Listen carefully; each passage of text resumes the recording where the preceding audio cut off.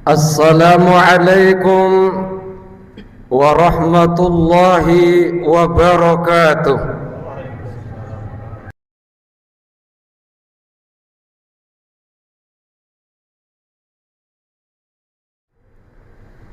Alhamdulillahilladzi hadana li tariqihil qawim wa faqahana fi dinihil mustaqim. Wa ashhadu an la ilaha illallah wahdahu la syarika lah, syahadatan tusiluna ila jannatin na'im wa takunu sababan lin-nadri ila wajhil karim. Wa ashhadu anna sayyidana Muhammadan abduhu wa rasuluh as-sayyidus sanadil azim. Allahumma salli wa sallim wa barik ala sayyidina Muhammadin wa ala alihi wa ashabihi uli fadlil jasim, amma ba'du. Faya ayyuhan nas, usikum wa nafsi bitaqwallah faqad fazal muttaqun. Ittaqullaha haqqa tuqatih wa la tamutunna illa wa antum muslimun. Faqad qala Allah ta'ala fi kitabihil karim wa huwa asdaqul qailin. A'udzu billahi minasy syaithanir rajim. Ya ayyuhalladzina amanu la tulhikum amwalukum wa la auladukum an dzikrillah wa man yaf'al dzalika fa ulaika humul khasirun. Shadaqallahul azim. Hadirin jamaah salat Jumat rahimakumullah, di hari yang mendapatkan gelar Sayyidul Ayyam Yaumul Jumat, marilah kita merenung, marilah kita bermuhasabah, marilah kita bersyukur kehadirat Allah yang Maha Ghafur. Selagi Allah berkenan menitipkan sosok makhluknya yang paling berharga di dalam jasad kita yang bernama ruh, selagi Allah berkenan memberikan kesempatan sebelum kesempitan, kesehatan sebelum kesakitan, utamanya kehidupan sebelum kematian. Sesibuk apapun pekerjaan dan aktivitas yang kita kerjakan masing-masing, sesulit apapun problematika yang sedang dialami seseorang, separah apapun kondisi sakitnya seseorang, madama akluhu wa ruhuhu sabitan fil jasad, selama akal dan ruh melekat dalam jasadnya, diwajibkan kepada kita semuanya untuk menjalankan semua perintah-perintah Allah. Dan juga sebaliknya, sekecil seringan apapun yang ketika perbuatan itu termasuk kriteria manhiyat, dilarang kepada kita, maka marilah kita selalu memohon kehadirat Allah Azza wa Jalla agar senantiasa selama kita menghuni kehidupan dunia yang bersifat fana dan sementara ini, kita bisa menjauhi segala larangan-larangan Allah. Sebab siapapun orangnya, dimanapun keberadaannya, dambaannya sama, yang ketika ingin hidup bahagia di dunia, di alam barzakh mendapatkan rahmat dan maghfirah Allah, lebih utamanya di yaumil qiyamah, ingin dimasukkan ke dalam surganya Allah, hanya bisa diraih dengan takwa kepada Allah Subhanahu wa ta'ala. Oleh karenanya, jangan karena urusan kita bekerja kemudian tidak ibadah. Jangan karena sibuk ibadah juga tidak bekerja. Jangan karena sibuk mengurus putra dan putri kita amanah dari Allah juga menjadikan kita tidak ibadah. Sebab ibadah dan bekerja sama-sama hukumnya fardu ain. Ibadah hukumnya fardu ain dan juga bekerja hukumnya fardu ain. Jadi tidak bisa kalau orang sibuk bekerja tidak ibadah juga salah. Orang yang sibuk ibadah di masjid terus menerus 24 jam tapi tidak bekerja juga salah. Sebab kedua-duanya hukumnya fardu ain. Sehingga dalam surah Al-Munafikun Ayat yang ke-9 Allah Subhanahu wa taala telah mengingatkan kepada kita, A'udzu billahi minasyaitonir rajim. Ya ayyuhalladzina amanu la tulhikum amwalukum wala auladukum an dzikrillah wa may yaf'al dzalika fa ulaika humul khasirun. Wahai orang-orang yang beriman, jangan karena urusan sibuk bekerja, jangan karena urusan sibuk menafkahi keluarga, karena sibuk mengurus putra dan putri kita, amanah dari Allah, kemudian menjadikan kita tidak ibadah. Nah, sehingga siapapun orang yang tidak ibadah karena urusan harta, sibuk karena mengurus putra dan putri, tidak ibadah, siapapun orangnya, wa may yaf'al dzalika fa ulaika humul khasirun, maka orang itu termasuk orang yang rugi. Dunianya rugi, apalagi di akhirat. Nah, oleh karenanya pada kesempatan yang singkat ini Al-Fakir akan menjelaskan ada 7 orang yang akan mendapatkan naungan di sisi Allah nanti di yaumul qiyamah. Nah, 7 orang ini silakan kita raih semuanya, tergantung profesinya masing-masing. Tapi ini bisa diraih oleh siapapun. Sehingga dalam salah satu hadis yang diriwayatkan oleh Imam Bukhari, hadis nomor 6806, baginda Rasulullah bersabda, sab'atun yudhilluhumullahu fi dhillihi yauma la dhilla illa dhilluh. Ada 7 golongan yang akan mendapatkan naungan dari Allah nanti di yaumul qiyamah.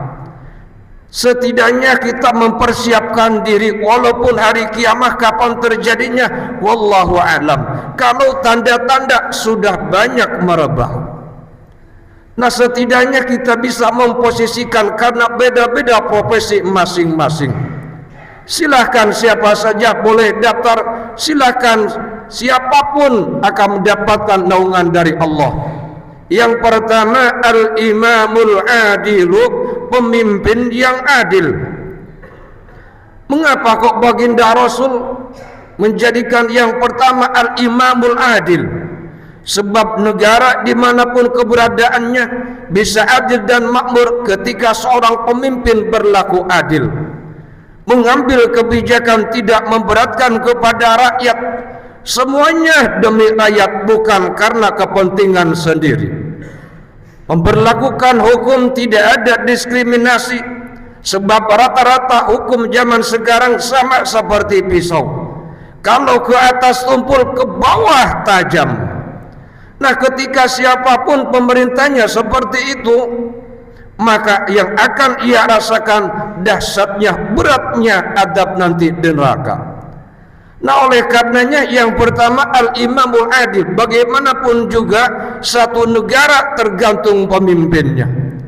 Lalu bagaimana kalau pemimpinnya tidak adil? Na'udzubillahi min dzalik. Apakah kita harus unjuk rasa?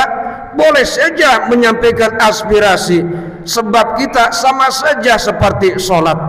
Ketika imam ada yang lupa, ada yang salah, boleh wakil dari satu makmum untuk mengingatkan dan niat dzikir. Tidak semuanya makmum harus mengingatkan, ada perwakilannya. Inilah kita mengajarkan bahwasanya sholat sesungguhnya mengajarkan kehidupan sehari-hari, bernegara dan bertetangga. Yang kedua, wasyabun nasya'a fi ibadatillah, orang yang akan mendapatkan naungan dari Allah nanti di yaumil qiyamah adalah seorang pemuda.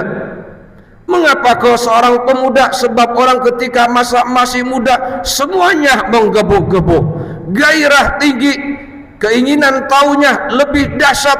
Makanya ketika ada seorang pemuda yang masa mudanya dipakai ibadah kepada Allah, sibuk mencari ilmu agama dan umum, kemudian digunakan hal-hal yang manfaat, yang positif, maka pemuda inilah yang akan mendapatkan naungan nanti di yaumul qiyamah.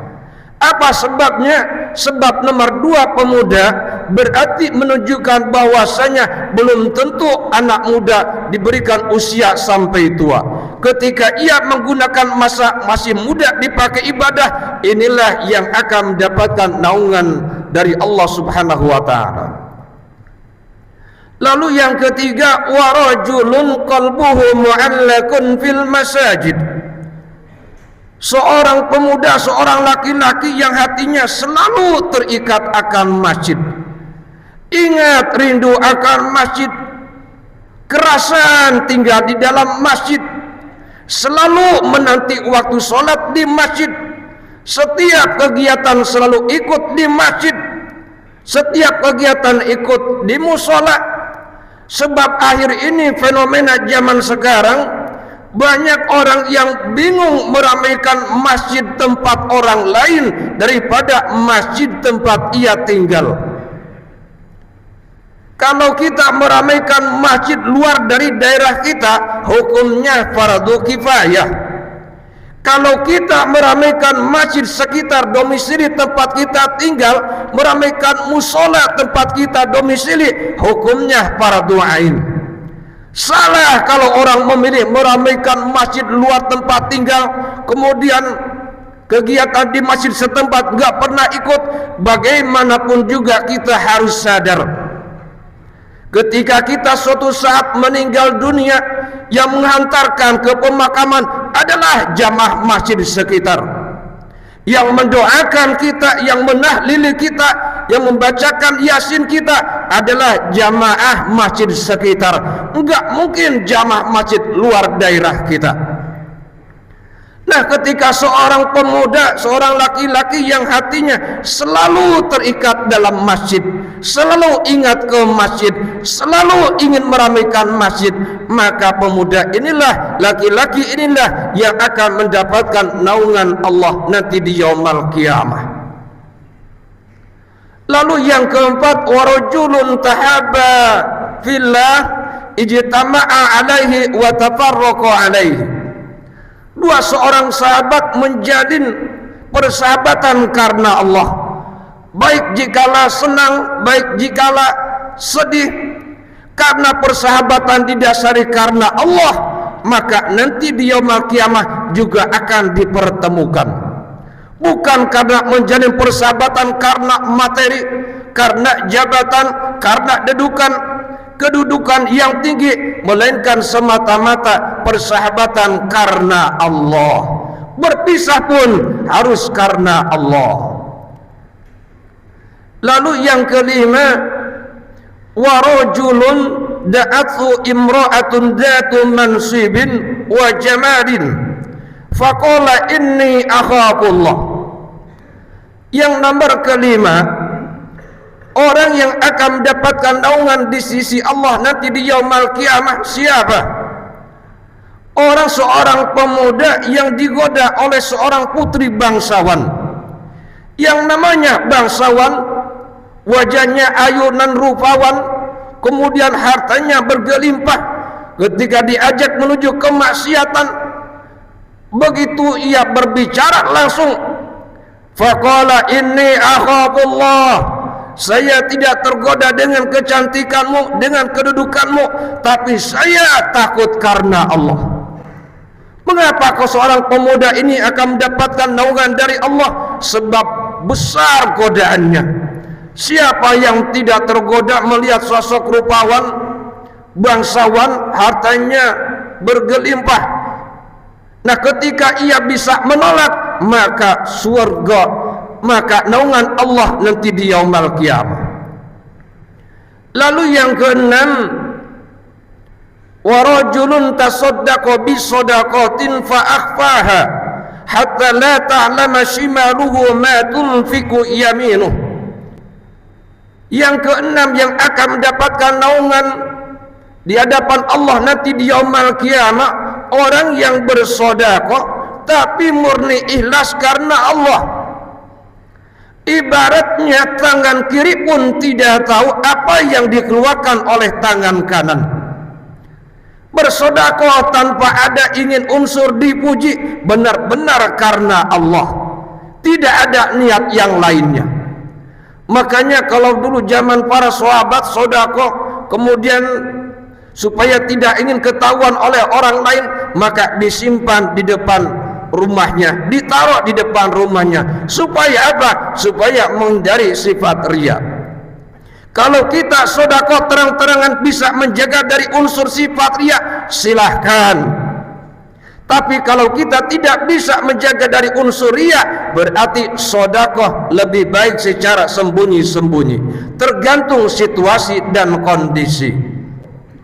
Lalu yang ketujuh, silahkan kalau kita ingin mendapatkan naungan Allah Subhanahu wa ta'ala menjadi golongan yang ketujuh. Inilah yang paling ringan tapi berat.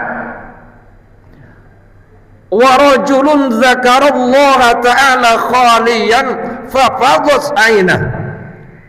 Orang yang zikir di keheningan malam sendirian, kemudian saking takutnya oleh Allah Subhanahu wa ta'ala, saking khusyuknya zikir, maka mengalir kedua air matanya, meneteskan air mata. Nah, ketika kita sudah bisa zikir di keheningan malam, jauh dari orang yang tahu kita zikir, kemudian meneteskan air mata, inilah yang akan mendapatkan naungan Allah. Lebih baik kita terkenal di langit daripada terkenal di dunia. Kita enggak usah khawatir walaupun kita orang biasa, bukan ulama, bukan habaib, bukan kiai, bukan ustadz, sama saja di hadapan Allah. Enggak usah kita minder, ragu karena kita enggak punya jamaah, enggak usah. Wa kam ma'rufun fil ardi wa majhulun fis sama. Banyak orang yang terkenal di muka bumi tapi tidak terkenal di langit. Begitu juga sebaliknya, banyak orang yang terkenal di langit tapi tidak terkenal di bumi. Ada juga orang yang terkenal di bumi, terkenal di langit.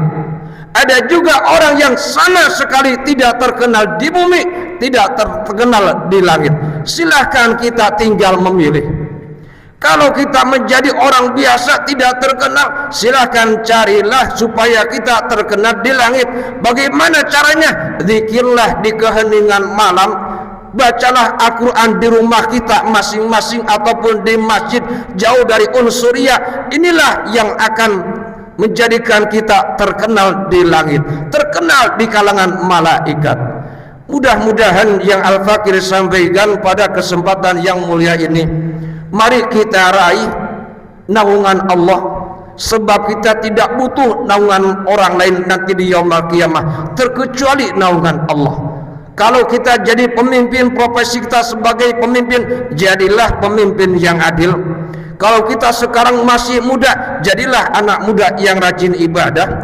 Kalau kita sekarang masih pertengahan, tua belum, remaja sudah lewat, jadikan hati kita selalu terikat akan masjid. Kemudian yang keempat, carilah persahabatan yang benar-benar murni karena Allah. Lalu yang kelima, siapapun yang ketika menghadapi godaan, walaupun itu berat, besar, mari kita mohon kehadirat Allah supaya dijauhkan dari godaan. Kemudian kalau kita sedekah, jauhkan dari unsur riya.